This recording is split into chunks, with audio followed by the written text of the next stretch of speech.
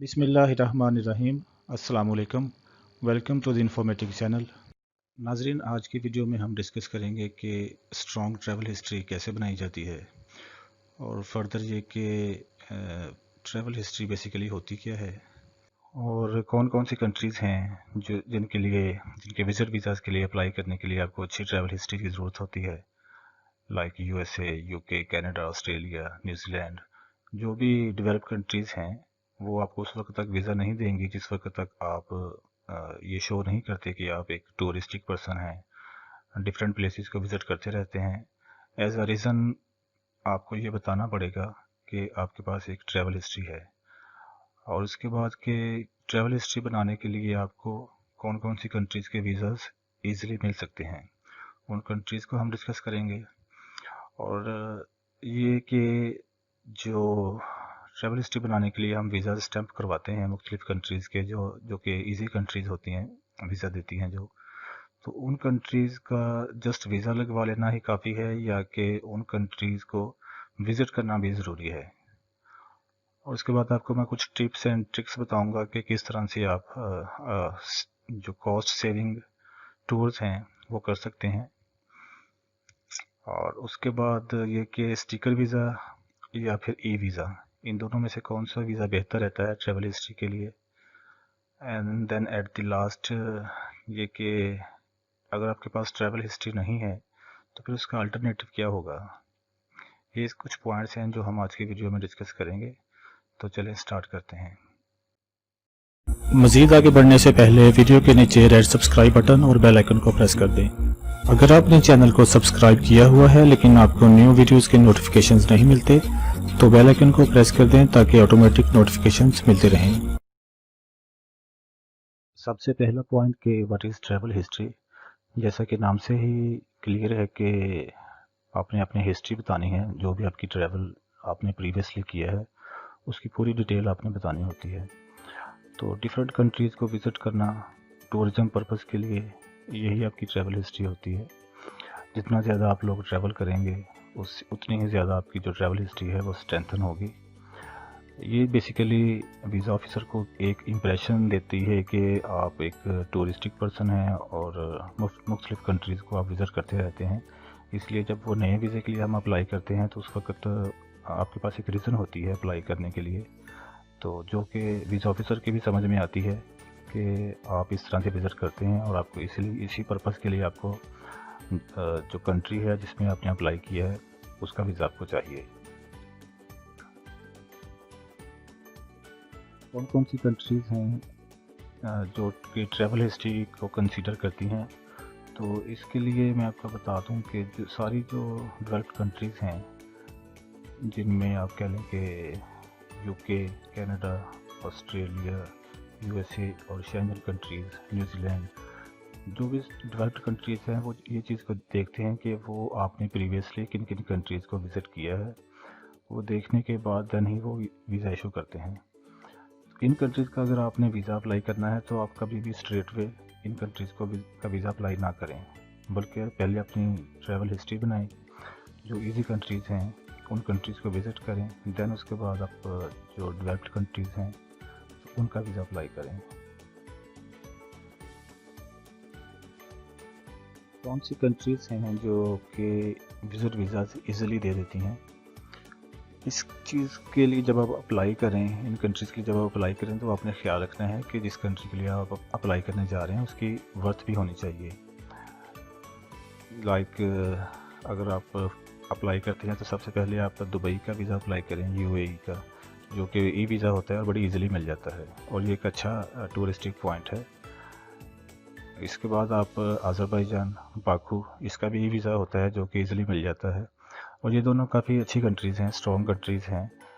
तो इनको अप्लाई करने के बाद इन्हें आप विज़िट करें और देन नेक्स्ट टाइम जब आप अप्लाई करें तो मलेशिया, थाईलैंड और सिंगापुर, इन 3 कंट्रीज़ को आप विज़िट करें, इनका वीज़ा अप्लाई करें।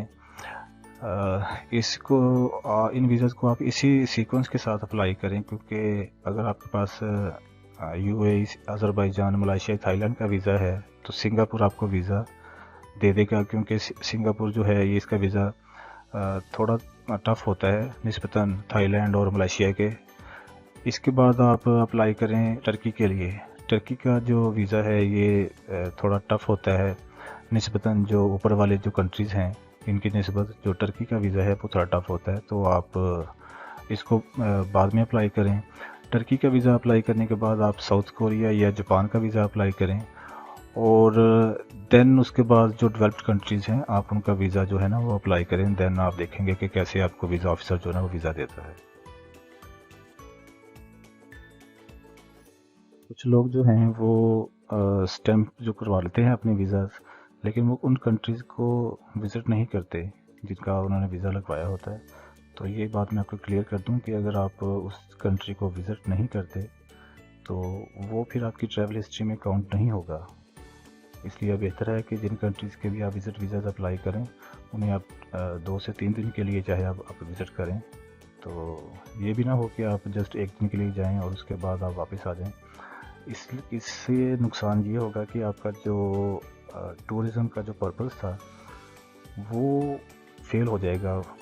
आपने वीज़ा ऑफिसर को ये एक इम्प्रेशन देना होता है कि आप वहाँ पर टूरिज़म के लिए गए थे। तो अगर आप किसी कंट्री में टूरिज़म के लिए गए हैं तो ज़ाहिर बात है आपको थोड़ा वहाँ पर विज़िट करने के लिए आपको थोड़ा टाइम रिक्वायर्ड होता है। तो अगर आप उसको वहाँ पर 2-3 दिन स्टे नहीं करते तो वो भी समझ जाते हैं कि इन्होंने जस्ट वहाँ पर एंट्री की है और वापस आ गए हैं। तो मैं आपको एडवाइस करूँगा कि कम से कम 3 दिन या एटलीस्ट 2 डेज़ जो हैं वो अप्लाई करें। अगर आप स्टे करना चाहते हैं तो वो आप इसको 1 वीक तक कर लें, लेकिन ये है कि मिनिमम 3 डेज़ आपको ज़रूर वहाँ पर स्टे करना चाहिए। अदरवाइज़ जो है ये आपकी ट्रैवल हिस्ट्री में काउंट नहीं होगा। अगर आपने जस्ट वीज़ा लगवाया है और विज़िट नहीं किया तो ये आपकी ट्रैवल हिस्ट्री में काउंट नहीं होगा। आपके जो आपका पासपोर्ट है उसके ऊपर एंट्री और एग्ज़िट की जो स्टैम्प्स हैं वो आपके जो पासपोर्ट की वैल्यू है वो उसको बढ़ा देती है। अगर आपने विज़िट ही नहीं किया और आपकी पासपोर्ट के ऊपर स्टिकर वीज़ा नहीं लगे हुए और एंट्री एंड एग्ज़िट की स्टैम्प्स नहीं लगी हुई तो वो आपका जो केस है वो एज अ फ्रेशर ही काउंट होगा। इसलिए बेहतर है कि अगर आपने अप्लाई किया है, आपको विज़िट वीज़ा मिल गए हैं इजी कंट्रीज़ के, तो आप उन्हें ज़रूर विज़िट करें।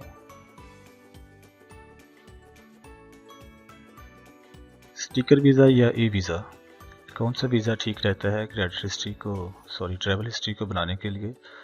तो दोनों ही ठीक हैं, इसमें कोई प्रॉब्लम नहीं है। लेकिन अगर आप के पास स्टिकर वीज़ा है तो इससे ये होगा कि आपके पासपोर्ट पर जिस वक्त स्टिकर वीज़ा होगा, एंट्री और एग्ज़िट की स्टैम्प्स होंगी, तो आपका जो पासपोर्ट है वो इटसेल्फ सब कुछ बता रहा होता है। वीज़ा ऑफिसर को आपका कवरिंग लेटर भी देखने की ज़रूरत नहीं होती। वो आपके पासपोर्ट से ही अंदाज़ा लगा लेता है कि आपने किन कंट्रीज़ को विज़िट किया हुआ है और किन कंट्रीज़ के वीज़ा आपके पास हैं। तो लेकिन अगर आपके पास प्रीवियसली जो हैं वो विज़िट अपने ई वीज़ास हैं आपके पास, तो उसका ये होता है कि आप उसकी कलर फ़ोटोकॉपीज़ करवाएं, उसको अपनी फ़ाइल में अटैच करें और अपना जो कवरिंग लेटर है उसमें भी इस चीज़ को मेंशन करें कि आपने इन कंट्रीज़ को विज़िट किया हुआ है। तो अदरवाइज़ दोनों की वैल्यू जो है वो सेम है, क्योंकि अगर आपके पास ई वीज़ा है तो आपके पासपोर्ट में एंट्री और एग्ज़िट की स्टैम्प्स तो लगी होंगी फिर भी। तो जस्ट ये एक लुक होती है जो आपको थोड़ा मतलब उसकी जो देखने में खूबसूरत लगता है पासपोर्ट। तो इसलिए अगर आप अप्लाई कर सकते हैं स्टिकर वीज़ा के लिए, जिसका रेट थोड़ा सा ज़्यादा होता है निस्बतन ई वीज़ा से, तो ये ज़्यादा बेहतर है कि अगर ज़्यादा डिफरेंस नहीं है तो आप स्टिकर वीज़ा के लिए अप्लाई कर दें। अगर आपके पास अच्छी ट्रैवल हिस्ट्री नहीं है तो उसका अल्टरनेटिव क्या हो सकता है? उसका अल्टरनेटिव ये हो सकता है कि आपके पास एक इनविटेशन लेटर हो। इनविटेशन लेटर अब मुख्तलिफ़ किस्म के होते हैं, पर्सनल भी हो सकता है। पर्सनल में ये है कि अगर आपने कोई वेडिंग अटेंड करनी है तो आपको वेडिंग अटेंड करने के लिए इनविटेशन जो है वो मिल सकती है। आप जिस पार्टी के साथ वहाँ पर बिज़नेस करते हैं तो वो आपको एक बिज़नेस लेटर सेंड कर सकते हैं, बिज़नेस लेटर यानी इनविटेशन सेंड कर सकते हैं कि आप उनकी कंपनीज़ को विज़िट करके कोई डील करना चाहते हैं। इस तरह से आप उसके लेटर हेड पर ये चीज़ मेंशन करवा कर वहाँ से मंगवा सकते हैं। एग्जीबिशंस होती रहती हैं यूके में या जिस भी कंट्री में आपने जाना है, तो वो ज़रा प्लानिंग करनी पड़ती है, चेक करते रहना चाहिए कि कब आपकी जो फील्ड है उससे रेलिवेंट जो एग्जीबिशन हो रही है आप उसके लिए अप्लाई कर सकते हैं। ये मोस्टली पेड होती हैं, फ्री भी कुछ में एग्जीबिशंस की आपको इनविटेशन मिल जाती हैं, लेकिन मोस्टली ये एग्जीबिशंस होती हैं वो पेड होती हैं। जो भी कंपनी इस एग्जीबिशन को अरेंज करती है वो आपसे जो है वो पेमेंट लेती है उस एग्जीबिशन को अटेंड करने के लिए। इसी तरह से सेमिनार्स होते रहते हैं, ये जो वर्कशॉप्स होती हैं, मोस्टली ये मेडिकल फील्ड से जो रेलेवेंट लोग होते हैं ये अटेंड करने के लिए जाते हैं। तो आप वहाँ से सेमिनार का जो है वो इनविटेशन आप ले सकते हैं। बेसिकली आपको एक रीज़न चाहिए।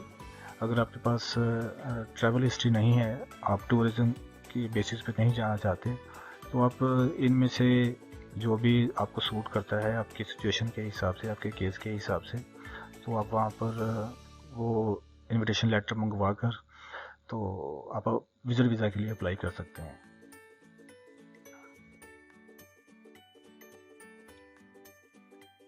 यूके विजिट वीज़ा और माल्टा वर्क परमिट, इन दोनों टॉपिक्स के ऊपर मैंने वीडियोस बनाई हुई हैं जो कि काफ़ी डिटेल में हैं। अगर आप विजिट वीज़ा अप्लाई करना चाहते हैं तो मुकम्मल इसका प्रोसीजर और रिक्वायरमेंट्स, और वर्क परमिट जो है माल्टा का, इसके लिए भी क्या एलिजिबिलिटी है, ये मैंने वीडियोस बनाई हुई हैं। अगर आप इन्हें चेक करना चाहते हैं तो ये थंबनेल्स आपके सामने हैं। इनके जो लिंक्स है वो मैं आपको ऊपर आई कार्ड पर भी दे दूंगा और जो नीचे डिस्क्रिप्शन में भी मेंशन कर दूंगा। अगर आप ये देखना चाहते हैं तो इसमें आपको काफ़ी इन्फॉर्मेटिव जो पॉइंट्स हैं वो आपको सीखने के लिए मिल जाएंगे। उम्मीद है आपको आज की वीडियो पसंद आई होगी। आपसे रिक्वेस्ट है कि अगर आपने अभी तक हमारे चैनल को सब्सक्राइब नहीं किया है तो इसे सब्सक्राइब कर लें और साथ में जो बेल का आइकन है इसे ज़रूर प्रेस कर दिया करें, ताकि जो आने वाली वीडियोज़ की नोटिफिकेशंस हैं वो आपको मिलते रहें। Thanks for watching, take care, अल्लाह हाफिज़।